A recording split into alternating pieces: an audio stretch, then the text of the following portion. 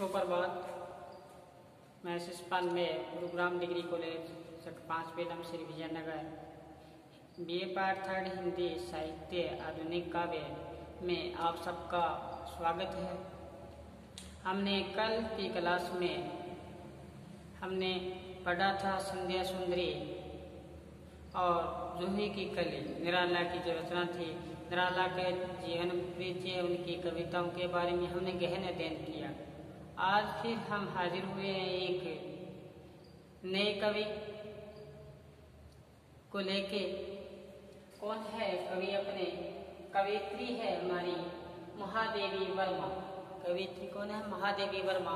इनके बारे में आज हम पढ़ेंगे, इनकी रचनाओं के बारे में पढ़ेंगे, बड़ी ही गहराई के साथ पढ़ेंगे। तो आप भी अपना रजिस्टर, अपना पेन लेके बैठें। शुरू करने से पहले साथ साथ में आप लिखें भी। लिखी हुई बात याद रहती है, साथ साथ में एक बार लिखोगे आपके हृदय पटल पे वो अंकित हो जाएगी। तो हम शुरू करें। महादेवी वर्मा आधुनिक काव्य की मीरा, आधुनिक काव्य की मीरा भी कहते हैं महादेवी वर्मा को। तो महादेवी वर्मा है, उनका जो जीवन परिचय है 1907 में इनका जन्म हुआ और 1987 में इनका देहांत कहाँ पे हुआ था? जन्म उत्तर प्रदेश में हुआ था। ये छायावादी काव्य धारा की प्रमुख आधार स्तंभ थी। छायावादी काव्य धारा की महादेवी वर्मा क्या रही थी? आधार स्तंभ रही थी। इन्होंने पहले प्रारंभिक जो रचना लिखी थी, कौन सी भाषा में लिखी थी? ब्रज भाषा में लिखी थी रचना। और शीघ्र ही जल्दी ही उन्होंने खड़ी बोली में लिखना प्रारंभ कर दिया। पहले शुरू में इनकी जो रचना आई थी, कौन सी भाषा में आई थी? ब्रज भाषा में आई थी। फिर तुरंत ही उन्होंने खड़ी बोली में लिखना शुरू कर दिया। ये महादेवी वर्मा कुशल चित्रकार भी थी। इनको अच्छा ज्ञान था चित्रकार का भी। इनकी जो रचना है, मुख्य रचना देखो आप, निहार रश्मि नीरजा संध्या गीत प्रसिद्ध काव्य संग्रह है इनकी। ये इनका प्रसिद्ध काव्य संग्रह याद करना, एग्जाम में पूछा जाता है 2 अंक का प्रश्न कि महादेवी वर्मा के काव्य ग्रंथ बताइए। तो आप बताओगे निहार रश्मि नीरजा संध्या गीत। ये है किनकी? महादेवी वर्मा की प्रसिद्ध काव्य संग्रह है इनका। ये इनके जो निहार रश्मि नीरजा संध्या गीत में क्या बात उभर के सामने आई है? इन कविताओं में क्या है? रहस्य है, जिज्ञासा है, पीड़ा है और कौन सी आध्यात्मिक भाव मिलते हैं। बहुत ही महत्वपूर्ण बात है ये कि इनकी काव्य में, इन कविताओं में रहस्य और जिज्ञासा, जानने की इच्छा, वियोग की पीड़ा और आध्यात्मिक भाव भी मिलते हैं। लौकिक से अलौकिक के भाव भी मिलते हैं। देखो कि रहस्य क्या होता है? रहस्य कि जल में कुंभ में जल सो बाहर, भीतर पानी फूटा जल, जल ही समाना, ये तत्व कहो क्या नहीं। तो ये ऐसे हुआ। जो बात पर्दे में है वो रहस्य बात है। तो जिज्ञासा, अपने प्रीतम से मिलने की जो जिज्ञासा है, अपने प्रिय से मिलने की जो तड़प है, व्याकुलता है, पीड़ा है, वो इनके काव्य में उभर के सामने आई है। और एक आध्यात्मिक के भाव भी इनके काव्य में क्या है? मिलते हैं। इनका जो गीति काव्य है, क्या है? गीति काव्य में अज्ञात प्रीतम के प्रति प्रणय निवेदन है। अज्ञात प्रीतम के मिलने की व्याकुलता इनके काव्य में, गीति काव्य में उभर के आती है। जो तुम आ जाते एक बार, कितनी करुणा कितना संदेश बिछ जाते बन पराग, गाता प्राणों का तार तार उन्माद भरा प्रेम राग। तो ये इनकी क्या है? एक अज्ञात सत्ता के प्रति क्या है? अज्ञात प्रीतम के प्रति क्या है? इनका लगाव है, इनकी पीड़ा है, इनका वियोग है। तो क्या बताए, इनकी गीति काव्य में अज्ञात प्रीतम के प्रति प्रेम से किया हुआ क्या है, निवेदन है। अब मुख्य बात क्या है, देखो इनके प्रेम वेदना से परिपूर्ण है। इनका जो प्रेम पर जो प्रेम है ये परिपूर्ण है, परिपूर्ण, और यह प्रिय मिलने की कामना नहीं करती। ये सदैव ऐसे ही जिज्ञासा में जीना चाहती है, ऐसी तरफ में, ऐसी पीड़ा में जीना चाहती है। प्रिय को भी पास में मिलने की इच्छा नहीं करती। ये वियोग से क्या रहती है, पीड़ित रहती है। क्यों? क्योंकि जब प्रिय आ जाएगा तो जो वियोग पीड़ा है वो क्या हो जाएगी, समाप्त हो जाएगी। तो ये सदैव ही वियोग पीड़ा में ही क्या करना चाहती है, जीवन को जीना चाहती है। तो आया है, इनका प्रेम वेदना से परिपूर्ण है, वह प्रिय मिलने की कामना नहीं करती, क्योंकि प्रिय मिलने से प्रेम में क्या हो जाएगा, विराम आ जाएगा, प्रेम में रुकावट आ जाएगी। ये है इनका परिचय, इनकी रचना। इनको एक बार लिखो आप अपने रजिस्टर में।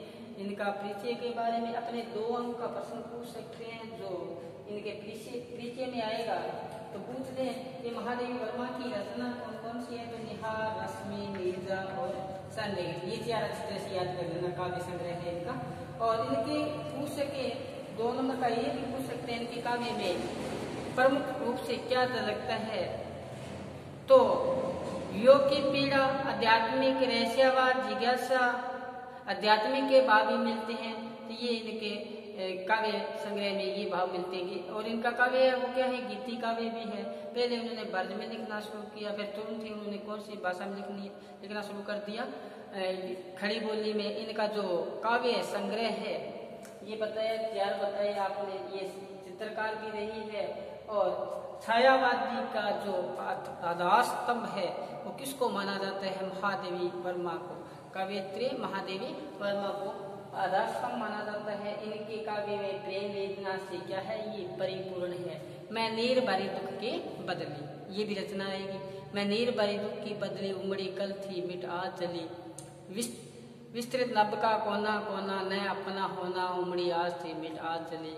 ये कौन सी है, इनके वियोग पीड़ा से इनका ये गीति काव्य है। तो बड़ा ही अच्छा, आपने पहले भी पढ़ा होगा, गत क्लास में आपने पढ़ा होगा महादेवी वर्मा की। तो अभी की जो रचना है वो है एक, जब तुम आ जाते एक बार, कितनी करुणा कितना संदेश। एक ये भी है इनकी रचना कि जब वो प्रीतम अपने हृदय में विराजमान है तो परिचय मैं किसका दूं।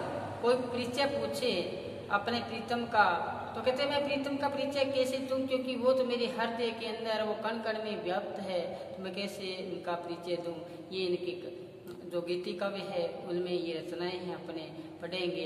तो एक तो इनकी रचना है कि जो तुम आ जाते एक बार, जो तुम आ जाते एक बार, मैं लिख दूंगा यहाँ पे। दूसरी रचना है तुम प्रिय मुझ में, तुम प्रिय मुझ में फिर परिचय क्या, तुम प्रिय मुझ में फिर परिचय क्या।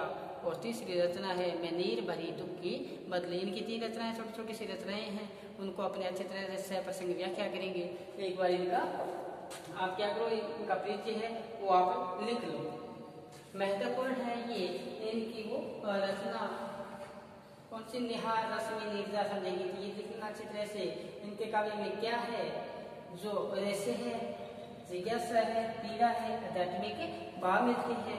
अज्ञात प्रीतम, अज्ञात प्रीतम के प्रति क्या है, प्रणय निवेदन है। बहुत मुख्य बात है ये। अज्ञात प्रीतम के प्रति जो क्या है, प्रेम का भाव उमड़ के इनके काव्य में आया है।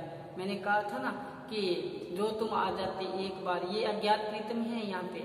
जो तुम आ जाते एक बार, कितनी करुणा कितना संदेश बिछ जाते बन पराग, गाता प्राणों का तार तार, उन्माद भरा उन्माद राग। ये है इनकी कविता जो हम सप्रसंग व्याख्या करेंगे। ये एक बार आप उतारो इनको अच्छी तरह से अपने लिस्ट में, और ये साथ में अपने याद भी रखने हैं। ये जब भी अपने महादेवी वर्मा के बारे में प्रश्न पूछ लिया जाए, प्रश्न आता है महादेवी वर्मा के काव्य में प्रेम जो पीड़ा है, वियोग की जो पीड़ा है उसको लिखिए, ऐसा प्रश्न भी आ सकता है। और प्रश्न छोटा अंक का भी आ सकता है। अगर इनका प्रश्न आ जाए एग्जाम में 20 अंक का प्रश्न पूछा जाता है, ये प्रश्न आ जाए तो बड़ा ही आसान सा प्रश्न बनेगा, आसान से इसकी व्याख्या होगी, आसान से होगी, और साथ साथ में इसकी महादेव वर्मा की पंक्तियां याद करने में कहीं अपने को समस्या नहीं आएगी, क्योंकि ये मौखिक याद हो जाता है। जब ये गीति काव्य है, गीत के माध्यम से हम क्या कर लेंगे, इसको याद कर लोगे। आप साथ साथ मेरे चलोगे, कदम दर कदम चलोगे, अपनी जो मंजिल है, अपना जो ध्येय है, उसको हम प्राप्त कर लेंगे। उठो जागो, आप क्या करो, उठो और जागो। उठो जागो का मतलब ये नहीं है कि आप सोए पड़े हो, आप घर पे हो लेकिन अन्य काम में लीन हो। अपना जो सार्थक काम है ये, कितना और का तेरे कितने काम, और तेरा कोई काम नहीं है, और ये काम सारे करने हैं, लेकिन जो मुख्य काम अपना कौन सा ये है, इस काम को अपने साथ में रखना है। फिर अपने जो अपनी मंजिल है वो पास में होगी। मंजिल पास में जब होगी, जब हम इसके प्रति समर्पण का भाव करेंगे, उठते बैठते चलते फिरते इसका ही ध्यान रखेंगे। कवित्री महादेव वर्मा के बारे में, कभी सूर्यकांत त्रिपाठी की रचना पढ़ ली, कभी मुक्तिबोध की कौन सी रचना, जैसे आपसे पूछ लो मुक्तिबोध की कौन सी रचना है, बबूल पढ़ ली। अभी आपसे पूछ लो रामधारी सिंह दिनकर की कौन सी रचना है, रामधारी सिंह दिनकर की कौन सी रचना है, तो आपको तुरंत झट से याद आ गया कौन सी है, रश्मि हस्ती है, जो कि क्या है, कृष्ण चेतावनी। रश्मि हस्ती का तृतीय सर्ग है, कृष्ण चेतावनी से कृष्ण जी कहाँ जाते हैं, वहां जाते हैं। अब आपसे ये प्रश्न पूछ लिया जाए कि ऐसा दे वीणा ये कविता किसकी है, तो आपको पता है ऐसा दे वीणा है ये किसकी है, आपको पता है अज्ञे की रचना है। बड़े ही हमने ऐसा दे को साधा था, किसके माध्यम से, बिंद के माध्यम से। काफी लंबी कविताएं थी, शायद उसके 6-7 पार्ट वीडियो के बन गए थे। गहराई के साथ पढ़ोगे बड़े आनंद आएगा। जब हम किसी चीज को प्रेम के साथ, एक आनंद की अनुभूति के साथ देखते हैं तो हमें समझ में आता है, अन्यथा नहीं। हमें किसी के साथ प्रीत पालनी पड़ती है, प्रीत नहीं पालोगे अपना काम चलेगा ही नहीं। प्रीत कहते ना, प्रीति मरना विचारे, प्रीत करता वो मरने भी विचार नहीं करता। देखो प्रीत, मैं यहाँ कहने का आशय ये है कि सुबह जैसे ही अपने बैठ के पढ़ने, तो बैठे रहेंगे, याद ही नहीं रहे कि मैं कैसे, मैंने चाय पी है या नहीं पी, इतना लीन हो जो, जैसे गुरु नानक साहब जी ने कहा था, नानक राम राम राम राम राम रामता कीजिए, इतना उसमें लीन हो जाओ, उसमें तिलीन हो जाओ। देखो तब हमें कोई ऐसी बाधा नहीं है, हमें जो हमारा मार्ग है उसको रास्ते का क्या बनेगा, रोड़ा बनेगा, ऐसा कहीं कोई समस्या आने वाली नहीं है। लेकिन आप बैठो तो सही, इस तन को पाला है, कहते ना इस तन को पाला है ना, तो इससे काम भी लो। हम क्या किया, हम पालने में रह गए, इससे काम नहीं लिया। घोड़े को सुनो, हम अच्छा खाना खिलाते हैं घोड़े को, दाल खिलाते हैं, चना खिलाते हैं, अच्छा खिलाते हैं, इससे काम भी लेते हैं। हमने क्या किया, इसको पाल के ऐसे जोड़ लिया। लेकिन इससे काम लोगे, सुबह जल्दी उठोगे, बैठा हो इसको 2-3 घंटे को कि मैंने सारा काम कर लिया, तेरा काम है पढ़ना, है ना। तो बैठे रहोगे ना, तो कहीं ना कहीं अपने जो ध्यान है वो कहाँ लगेगा, आधुनिक काव्य में लगेगा। वो कहते हैं मन जाता है तो जान दे, मन जा रहा है कहीं तो जाने दे, मन जाता है तो जान दे, दृढ़ कर राख शरीर, उतरी पड़ी कमान से कैसे जाले तीर। मन कहीं जाता है तो जाने दो, दृढ़ कर राख शरीर, शरीर को तो काबू रखो। जब धनुष में क्या होगा, धनुष में डोरी होगी, वो उतर जाएगी तो तीर कैसे चलेंगे, नहीं चलेंगे ना। तो यही बात है, जब शरीर आपका एक जगह स्थिर है, आप पढ़ रहे हो, तो आपका मन न लगे, लेकिन धीरे धीरे इसमें रस आना शुरू हो जाएगा। किसमें, आधुनिक काव्य में। एक बार रस आना शुरू हो गया, फिर आपका उठने का मन नहीं करेगा। अपने यहाँ विद्या बनी पड़ी है, हमारा बैठने का मन नहीं करता। देखो बैठने का मन कब करेगा, जब करेगा जब इसके प्रति हम क्या पालेंगे, प्रेम पालेंगे। प्रेम तो हम करते नहीं है, हम बाहरी दुनिया में घूमते हैं, तो ये अपना काम नहीं है। मैंने आपको फिर एक बार और कहता हूँ, और का तेरा कितने काम, और कोई काम नहीं, अपना काम क्या है, पढ़ना है। इसको लिखो आप अच्छी तरह से, इनका परिचय देखो, इनकी काव्य में क्या ऊपर के सामने आई है। अज्ञात प्रीतम, अज्ञात सता, अज्ञात प्रीतम के प्रति क्या भाव है, पढ़ने का भाव आया है, प्रेम का भाव है, ये आप लिखो, इसको अच्छी तरह से आप समझो। ये इसमें अगर 2 अंक का प्रश्न पूछा जाए तो अपने कहीं पर ये 2 अंक कटौती न हो, ये देखते जाए।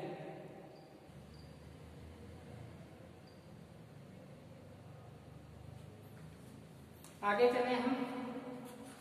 जो तुम आ जाते एक बार, जो तुम आ जाते एक बार, तुम आ जाते एक बार, जो तुम आ जाते एक बार, कितना करुणा कितना संदेश, कितनी करुणा, कितने संदेश, कितने संदेश, कितने करुणा, कितना संदेश बिछ जाते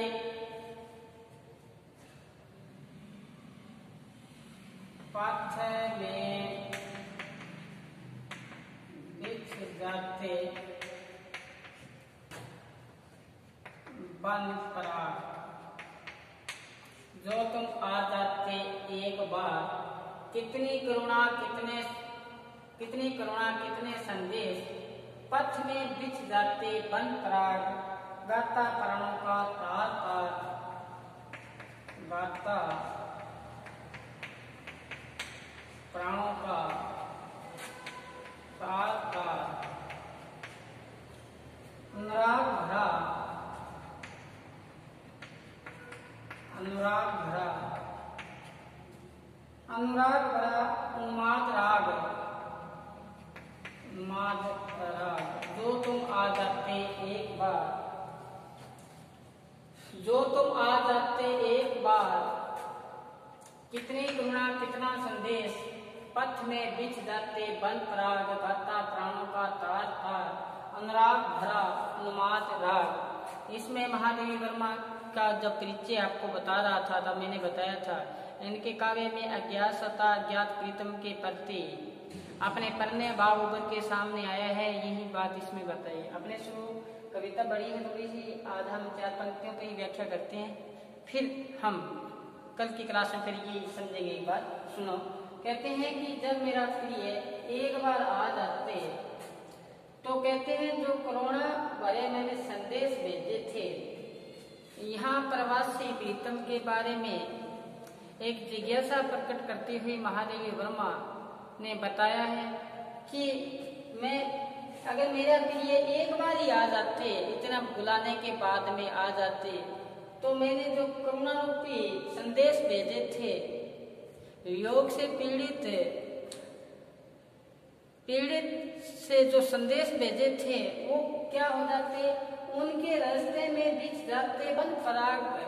योग रूपी संदेश उनके रास्ते में बिछ जाते सारे के सारे। अगर मेरा प्रिय एक बार आ जाता तो ऐसा होता कि मैंने जितने भी संदेश भेजे हैं, कौन से करुणा से संदेश भेजे, लिख के करुणा में, वियोग में, वो क्या पथ में बिछ जाते, उनके रास्ते में स्वागत करने के लिए प्रागमन के बिछ जाते।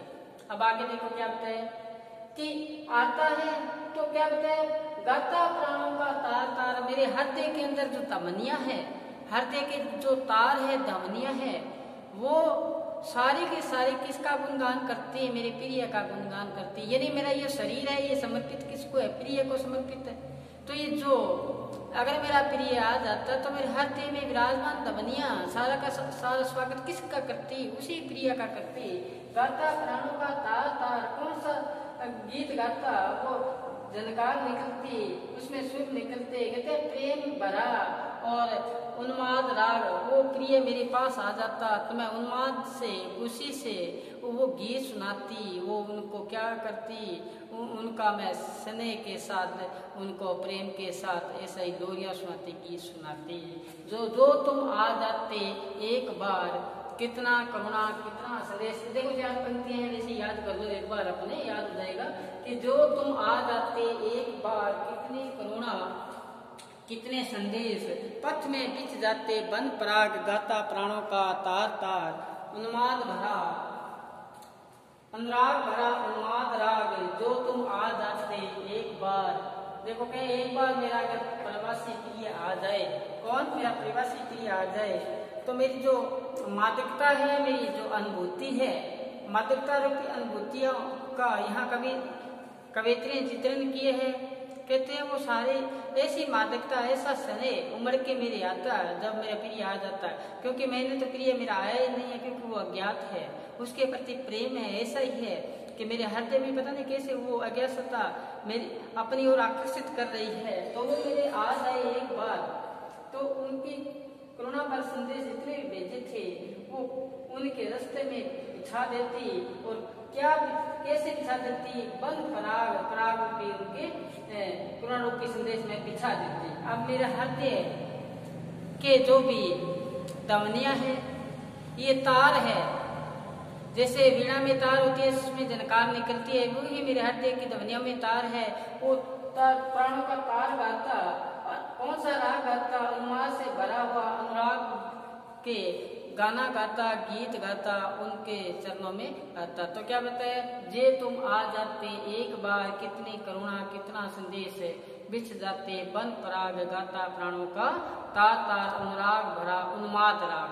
4 पंक्ति हैं, आसान से है याद करना। अज्ञात सता अज्ञात प्रीतम के प्रति महादेव वर्मा का यहाँ मादकता भरा एक चित्रण किया गया है। प्रिय मिलने की अनुभूति का, उसकी तड़प का, उसकी व्याकुलता का महादेव वर्मा ने यहाँ पे इन 4 पंक्तियों में हमें समझाया है। आधुनिक काव्य की ये कविता है। आधुनिक काव्य की जो कविता में जो आधुनिक मीरा है महादेव वर्मा, उनकी रचना है। रचना का जो अपने है, जो तुम आ जाते एक बार, जो तुम आ जाते एक बार। आज बस इतना ही, कल फिर हम इस कविता को पूर्ण करने का प्रयास करेंगे। तो आप घर पर रहें, सुरक्षित रहें और पढ़ते रहें। आज बस इतना ही, धन्यवाद।